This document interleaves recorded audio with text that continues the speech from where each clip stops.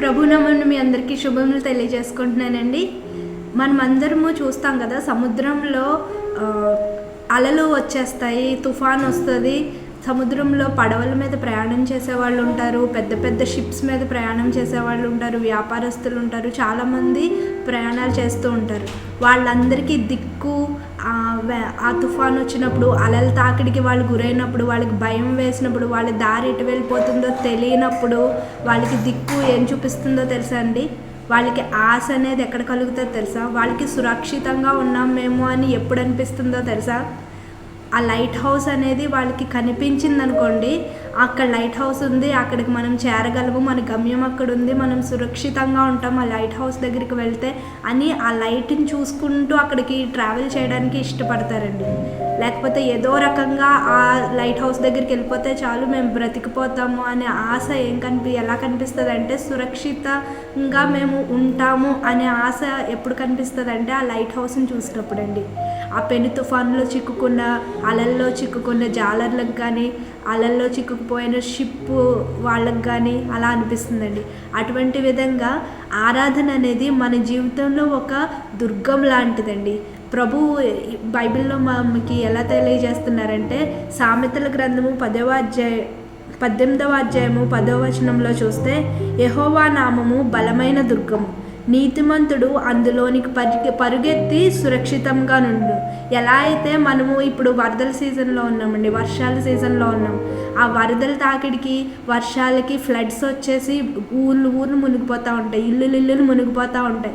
అప్పుడు వాళ్ళందరినీ గవర్నమెంట్ ఏం చేస్తుంది? సురక్షితమైన ప్రాంతాలకు తరలిస్తుంది. ప్రజలు కూడా సురక్షితమైన ప్రాంతాలు అంటే ఎత్తైన ఒక దుర్గాల దగ్గరికి వెళ్ళిపోయి అక్కడ నించుంటే వాళ్ళని ఆ ఫ్లడ్స్ ఏమీ చేయలేవు కదా అని ఆశపడుతూ ఉంటారండి. అటువంటి ఒక సురక్షితమైన ప్రదేశం ఏదై ఉన్నదంటే యెహోవా నామం అండి. అందుకు యెహోవా నామము ఒక బలమైన దుర్గం మన జీవితంలో, ఒక బలమైన దుర్గం మన ఆ కష్టాల్లో, కన్నీటిలో. ఎప్పుడైనా సరే యెహోవా నామం అనేది బలమైన దుర్గం అండి.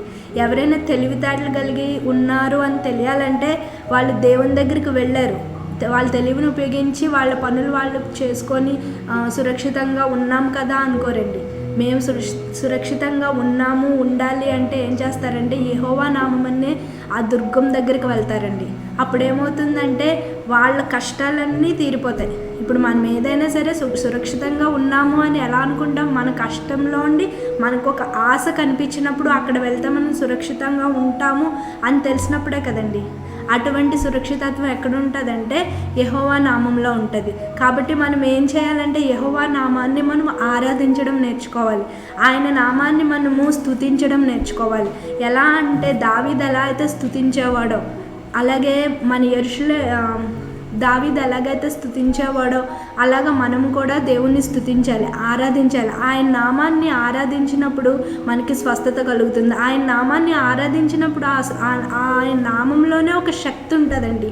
ఆయన నామాన్ని మనం ఎలా ఆరాధించాలి? యెహోవా నామం యెహోవా యేసయ్య అని కాదండి, చాలా ఉన్నాయి. ఎలా అయితే మనం అమ్మ అని పిలిచినప్పుడు అమ్మ అనే మాటలోనే మనకి చాలా వ్యక్తిత్వాలు బయటపడిపోతాయి. ప్రేమ, నమ్మకము, విశ్వాసము, ఆవిడ మనకి చూపించే ఆదరణ, ఇవన్నీ కనిపిస్తాయి. నాన్న అని పిలవగానే మనకి బాధ్యత.